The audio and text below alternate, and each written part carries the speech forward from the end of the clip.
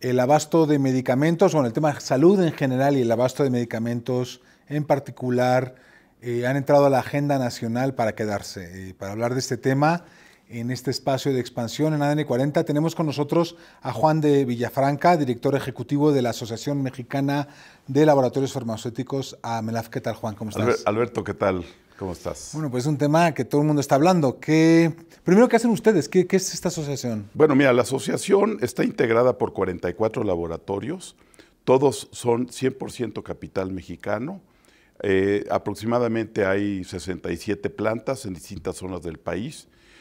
Una parte importante es en la zona metropolitana de la Ciudad de México, pero un clúster muy importante es la zona de Jalisco, y hay 22 laboratorios. Y se han integrado laboratorios también de Baja California, de Michoacán, de Nuevo León. Y entonces lo que hacemos es que representamos los intereses de estos laboratorios, que hay un común denominador, que es que todos son 100% capital mexicano. ¿Son malísimos los farmacéuticas? ¿Son malas empresas que castigan a los mexicanos? ¿O? Mira, yo te puedo decir que no, que dan oportunidades. Tenemos una industria muy fuerte, muy competitiva, con estándares muy altos que ha impuesto la COFEPRIS. Entonces, por el lado de poder proveer de medicamentos de calidad, está cubierto. Buen precio también, porque algunas ya están exportando. Y por otro lado también tenemos cerca en AMELAF, de los laboratorios que están ahí, cerca de 40,000 empleados, y estamos hablando de una mano de obra muy calificada, y en su mayoría son químicos farmacéuticos, ingenieros químicos, y en su mayoría son mujeres. Ah, sí, las mujeres. Juan, cuéntanos, ha habido varias reuniones con el gobierno. Cuéntanos un poquito cuál es este proceso en el cual la industria, ustedes son una parte de la industria, que son las empresas mexicanas, pero ¿cuál es este proceso de negociación con el gobierno para llegar a un acuerdo y que se resuelva en el largo plazo el abastecimiento de medicamentos a todo el país? Mira, nosotros hemos tenido un contacto, un diálogo abierto con el gobierno, con distintas instancias del gobierno, porque aquí hay muchos actores. Hay una característica muy particular que tiene la industria farmacéutica, que por un lado es quizás la actividad económica más regulada, y por otro lado su principal cliente, como cliente único, es el gobierno. Entonces, sí interactuamos, y lo que queremos tener con el gobierno es un diálogo abierto, franco y constructivo con distintas instituciones, con el Seguro Social, con COFEPRIS, con la Secretaría de Salud, con la Secretaría de Hacienda, ahora muy importante por el tema de compras. Entonces, estamos en pláticas constantes con distintas personas del gobierno. Recordemos un poquito la historia, ¿no? Hubo un cambio de gobierno, ¿no? Se cambia el gobierno, y lo primero que hace este gobierno es decir, señores, va a cambiar el proceso de compras de esta administración, se centralizan las compras, todo pasa a la Secretaría de Hacienda, y eso lo primero que se transforma es la compra de medicamentos, que originalmente dependía directamente del Instituto Mexicano del Seguro Social, del IMSS, y ese proceso pasa a la Secretaría de Hacienda, ¿no? ¿Estoy en lo correcto? Correcto. Y eso lo que hizo fue, pues hubo una disrupción completa del proceso, pues básicamente quedan varios concursos desiertos, ¿no? Varias licitaciones quedan desiertas, y eso genera un cierto pánico y mucho ruido, ¿no? Así es, el modelo cambia radicalmente, porque anteriormente lo que sucedía es que los distribuidores eran los que participaban en las licitaciones. El distribuidor se le asignaba una clave, y el distribuidor se volteaba con los laboratorios y les compraba a cada uno de los laboratorios para poder garantizar el abasto al cual se comprometía el distribuidor. Y aquí el cambio es, se eliminan los distribuidores, y quien participa en las licitaciones son directamente los laboratorios, aquellos que tienen un registro sanitario. Entonces es un cambio de mentalidad. Los laboratorios no estaban acostumbrados a participar en las licitaciones directamente, eso están aprendiendo. Hubo muchas claves desiertas porque no hacían bien las cosas, por fallas técnicas que les fallaba al presentar la licitación. Tampoco saben distribuirlos. Y ese es el otro tema. Divide el gobierno, por un lado, la compra de medicamentos a los laboratorios, y por otro lado, manejan por separado el tema de la distribución. Ya no a través de estas 4 o 5 distribuidoras que son las que fundamentalmente controlaban, ahora está dividido por zonas, y es un tema en el cual pues ya los laboratorios no tenemos nada que ver. Nosotros entregáramos en puntos determinados que nos fijan, en el caso del Seguro Social, en el caso de la Secretaría de la Defensa, y ya la responsabilidad de llevarlo al destino final ya no tenemos nada que ver con eso nosotros. ¿Cómo están viendo ustedes esta nueva modalidad? ¿Qué les pareció cuando se las anunciaron? Pues mira, es un cambio importante. Lo importante, a final de cuentas, es que llegue el medicamento al usuario final en buenas condiciones, porque también el medicamento no está uno transportando algo de vidrio, cristal, que puede cambiar las temperaturas. Aquí tiene que trasladarse el medicamento en condiciones controladas. Entonces, es un cambio de mentalidad.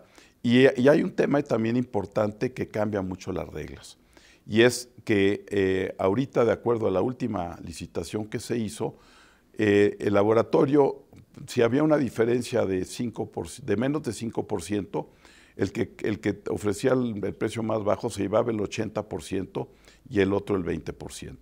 Y esto es un cambio importante porque también hay ciertas claves donde ya implica un riesgo mayor para un laboratorio comprometerse a fabricar el 100% o el 80%. Anteriormente se dividía más y el riesgo era un poco más bajo. Entonces es un cambio de modelo y a final de cuentas pues nosotros nos podemos adaptar. Digo, no es un tema, pero sí requiere una planeación distinta y requiere de poder pues, cambiar la forma como tradicionalmente operaban los laboratorios. Ustedes son una industria relativamente joven en México, ¿no? Pues mira, tenemos laboratorios mexicanos, de los que están en la asociación, los que más tendrán unos 70, 80 años, pero tenemos muchos laboratorios que sobre todo arrancaron a partir de los 80s, cuando hubo un decreto de fomento a la industria farmacéutica que buscaba precisamente fomentar la industria. A partir de ahí nacieron muchos laboratorios y ahorita la mayoría de los que están con nosotros pues algunos son todavía primera generación, pero la gran mayoría son ya segunda generación. Estamos hablando entonces de un promedio de unos 40 años. Y sobre todo se ha acelerado mucho el cambio con toda la aparición de genéricos a partir de los 2000, ¿no? Bueno, el tema es en el mundo, ¿no? Sí. Aproximadamente el 70% de las piezas que se venden en el mundo son genéricos y representa eso el 30% del valor. Y al revés, de los medicamentos que tienen patente, representan a lo mejor el 30-35% y representan el 70% del valor. Es una tendencia mundial. ¿Y de las compras de gobierno, qué tanto son ustedes ahora mismo? Nosotros representamos, de Amelaf, en piezas representamos el 50%. Es fundamental esto. Sí. ¿No? Y además lo interesante es que hay una capacidad instalada para poder proveer de medicamentos. Cuando se habla de este tema de abasto, hay una capacidad instalada muy importante en el país. ¿Cuál es el reto mayor que tienen los industriales mexicanos de farmacéuticas para los próximos años? ¿Cuál es el mayor reto que están enfrentando? Mira, yo creo que el mayor reto es que pueda haber una planeación adecuada, porque no se ha pensado que uno va al anaquel y se compra el medicamento. No es así, el medicamento lleva un tiempo. Por más rápido estamos hablando de 4 meses, lo cual implica pedir la materia prima, hacer pruebas de estabilización, fabricar, hacer pruebas. Entonces estamos hablando de un periodo de 4 meses. Entonces, si se logra un esquema donde haya planeación y certidumbre, habrá una posibilidad de que la industria farmacéutica mexicana pueda crecer y pueda también invertir más en investigación y desarrollo, meterse más a nuevos campos, como es el de medicamentos biotecnológicos. Entonces, hay un potencial enorme en la industria farmacéutica mexicana. Esto supongo que es lo que han hablado con el gobierno, ¿no? Pues sí, hemos hablado de todo, porque hemos hablado básicamente en dos aspectos. Uno es, obviamente, el tema de abasto, que es muy importante, pero por otro lado, también pues de lo que fabrica Amelaf, la mitad va al sector privado, ¿no? Y ahí es donde juega un papel muy importante, por ejemplo, la COFEPRIS, porque la COFEPRIS nos tiene una vara alta, que pone estándares muy elevados, que eso no incomoda, eso es bueno porque nos da certeza de tener medicamentos seguros y eficaces. Y por otro lado, pues sí, platicamos también con el gobierno con el tema de abasto, que ha estado muy en los medios en los últimos meses. Hacia adelante, ¿cómo se ven como industria? ¿Se ven como exportadores? Como, por ejemplo, India ha sido un país que ha generado muchísimas multinacionales de la industria farmacéutica. ¿Cree México puede convertirse en generador de grandes productoras internacionales? Sin duda sí, y yo creo que es parte de lo que deben de ser las políticas públicas de fomento a esta industria. Y aquí una parte muy importante va a ser que en México podamos empezar a producir más, ya se hace de alguna manera, los API, la materia prima, que ahorita básicamente se importa de la India, se importa mucho de China. Entonces, si logramos que en México se empiece a fabricar más materia prima. ¿De qué estamos hablando de materia prima, por ejemplo? Es la materia prima para fabricar el medicamento. Por ejemplo, son las sustancias activas. Okay. Que ahorita básicamente se importan. Quien tiene el gran control son los chinos y la India, ¿no? Y ahorita cuando vemos lo que está pasando en el mundo, que lamentablemente no sabemos a dónde va a llegar el tema del coronavirus, pues sí sabemos que algunas plantas en China no pueden moverse las cosas, están paradas. Entonces ahí es donde es muy importante que un país como México, que es un mercado desde el punto de vista, es de los más grandes del mundo, está en los primeros 10 del mundo, que podamos tener la suerte de tener una planta industrial que pueda garantizar el abasto. O sea, tenemos... ¿Y ustedes como productores no lo pueden hacer por sí mismos? Lleva tiempo, requiere inversión y requiere certeza y requiere de una política de planeación adecuada, ¿no? Pero entonces, es muy una política de compras gubernamentales a largo plazo que les permita a ustedes también planear.